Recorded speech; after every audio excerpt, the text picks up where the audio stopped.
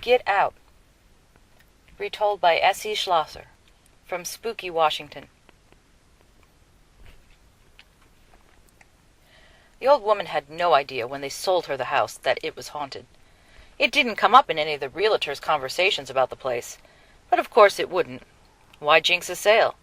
So the ghost, when it first manifested itself, came as a bit of a shock. It happened the second night that she stayed in her new house. Just as she was drifting off to sleep, she heard a child's voice say, "Get out of my house!" The words were spoken right in her ear, and she jerked awake, pulses pounding madly. She was not a young woman, and she didn't recover quickly from surprises. She lay gasping for a few minutes, trying to convince herself that she'd imagined the whole thing. Then she went downstairs and warmed up some milk to calm herself. Surely it was just a dream. She drank the milk and went back to her bedroom. The air was chillier here, and she walked through a cold spot near the closet that made her wince. But at last she relaxed under the covers and felt sleep settling down around her. Later, she decided she'd imagined the horse's whinny she heard as she drifted off. A week later, she was mounting the stairs with a vase of flowers in her hands when a paper-thin, two-dimensional apparition of a little girl appeared at the top of the steps. She looked more like an upright black-and-white playing card than a person, and she was slightly out of focus. "Get out of my house!" the apparition cried, shaking arms as thin as paper at her. The old woman dropped the vase, spilling flowers and water all down the staircase. "Look what you made me do!" she scolded the ghost in a high-pitched, trembling voice. "Get out of my house!" the ghost girl repeated. Then she started twirling around in a dizzying circle that got smaller and smaller until she disappeared. The old woman sat down abruptly on the steps, shaking. There was no doubt in her mind that she'd seen a ghost. But who was she? And why was she so angry? It took nearly 10 minutes to calm herself, and another 10 to clean up the mess. Really, this came as quite a shock. About a month later, the old lady opened her front door to find a horse grazing in the yard. It was coal-black and beautiful. It was also floating a good foot above the ground. The old lady let out a shriek, leapt back inside the house, and slammed the door. She leaned against it, panting, and distinctly heard the nasty snickering of a cruel child who liked to play practical jokes. "Get out of my house!" the girl's voice said from the window overlooking the front yard. "No!" the old lady said in her firmest voice. "You get out!" A snort of rage came from the empty air, and a moment later the back door slammed expressively. The old lady turned the handle of the front door, opened it slowly, and peeked outside. The horse was gone. "I've had about enough of this," she told herself. Time to find out what was going on. She went to the local newspaper office and went through the archives, searching for information about the death of a little girl and, as an afterthought, a black horse. It took a while for her to locate the story. It had happened nearly 15 years ago.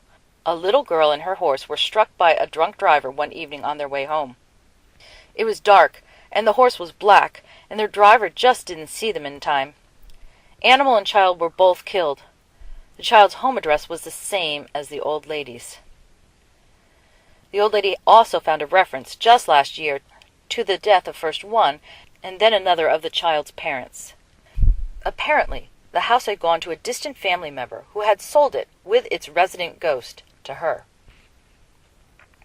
The old lady sat thoughtfully at the desk after she'd finished her research. The child was probably missing her parents and was angry that a stranger lived in her house. But short of selling the house and moving away, there was nothing the old lady could do. Hopefully, the little ghost would become reconciled to the new owner and would rest in peace at last. But that was not to be. The appearances of the little apparition became more frequent. The two-dimensional figure would leap out at the old lady from behind doors. She would shout in the old lady's ears when she was holding fragile objects. The horse appeared in the house, chewing on the curtains in the parlor, swishing its tail over the quilt on her bed, crowding into the kitchen with a paper-thin rider on its back. But the old lady was just as stubborn as the ghost. Whenever the ghost shouted, "Get out of my house!" the old lady shouted back, "No!" One evening in late summer, the old lady entered the kitchen holding a basket of tomatoes, and the ghost attacked her with a knife. The old lady just managed to parry with the basket, and the knife flew out of the ghost's hands and clattered to the floor. Her whole body shaking in terror, the old lady realized the ghost had attacked her with the cleaver she used for cutting meat. "Get out of my house!" The shimmering black-and-white, paper-thin ghost screamed at her. Behind her she felt the cold whoosh of a ghost horse breath on her neck. "Get out!" The old lady flushed a brilliant red and threw the basket of tomatoes at the shimmering ghost girl. "No!" she screamed, and felt a horrible pain rip through her left arm, fill her chest, smash through her mind. The world turned searing white, and she felt her body tumbling to the floor amidst the rolling red tomatoes. A visiting neighbor found the body and called the police. The doctor said the woman had died of a massive heart attack, and the matter ended there. None of the visitors to the house heard the rude, high-pitched laughter coming from the front parlor, and the doctor walked right through the body of the coal-black horse grazing in the vegetable garden by the back door. No one else bought the house after the old lady died. The people who came to view it were frightened off by slamming doors, cool breezes, and a sense of menace. The house fell into disrepair, and the town eventually had it torn down.